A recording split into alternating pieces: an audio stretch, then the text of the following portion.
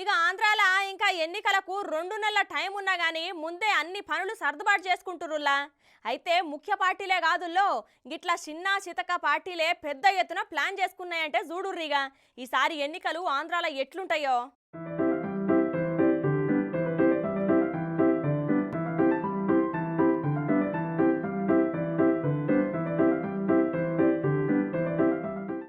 గీడో పెద్ద కంటైనర్ కనపడుతుంది కదా. నిన్న రాత్రి పోలీసులు అన్నమయ్య జిల్లాలో ఉన్న రామసముద్రం కాడ బండ్లు చెకింగ్ చేసుకుంటా ఈ లారీని కూడా ఆపి ఏమున్నాయని డ్రైవర్ను అడిగితే ఏం లేవు సారు ఉత్త గడియారాలు ఉన్నాయని చెప్పిండట. అగో కంటైనర్ నిండా గడియారాలు ఎందుకు పోతున్నాయి?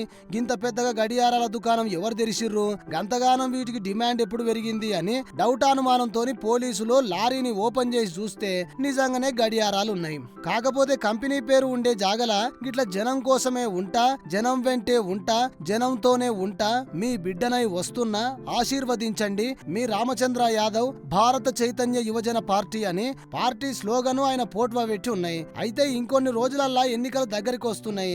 ఇన్ని పార్టీలున్నా కూడా అయినా ధైర్యంగా కొత్త పార్టీ పెట్టిండు.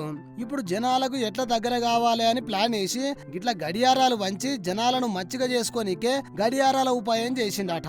అయితే ఎలక్షన్ కోడ్ పడితే కష్టమని అనుకున్నాడో ఏమో గాని ఎన్నికల కోడ్ రాకముందే గిట్ల ఇకమత్ చేసి తెప్పించిండు. కాకపోతే కాకా టైం బాగలేక దొరికిపోయిండు. మరి ఇక్కడతో ఆగిపోకుండా చిత్తూరు జిల్లా పుంగనూరులో ఉన్న బీసీవై పార్టీ అధ్యక్షుడు రామచంద్ర యాదవ్ ఇంటికి పోతే గాడ ఇంటెనక ఉన్న చిన్న పెంకుటిల్లులో కూడా గట్టిగానే దొరికినాయి పోర్రి.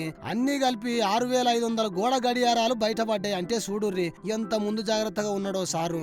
అవు సారు, ఇప్పుడు గన్ని పార్టీలు ఉన్నాయి, అయినా సరే వాళ్ళు మంచోళ్ళు కాదు నేను మంచోన్ని అని చెప్పుకుంటా నువ్వు కొత్త పార్టీ పెట్టినావు తప్పు లేదు. నువ్వు ఏమేం చేస్తావో చెప్పి జనాలను ఓట్లు అడగాలి గాని గిట్ల గిఫ్టులు ఇచ్చి కాదు కదా సారు. ఇప్పుడు ఈ గిఫ్టులు ఇచ్చి రేపు ఒకవేళ గెలిస్తే వీటికి డబ్బులు గుంజుతావుగా జనాల దగ్గర అని గుసగుసలు చెప్పుకుంటుర్రు ఈ ముచ్చట తెలిసిన చుట్టుపక్కల జనాలు.